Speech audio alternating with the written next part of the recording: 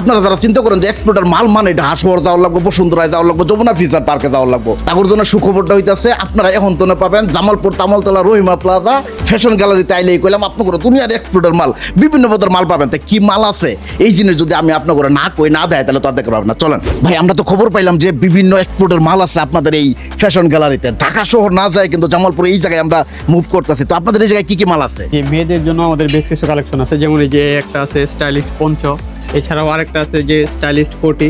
কোটির ভিতরে বেশ কিছু কালার এবং ডিজাইন আছে, এবং কি আছে মেয়েদের জিন্সের জ্যাকেট, বাচ্চাদের টি শার্ট, সুইপ শার্ট, বাচ্চাদের স্টাইলিস্ট হুডি, বড়দের জন্য বিভিন্ন ধরনের হুডি পাবেন।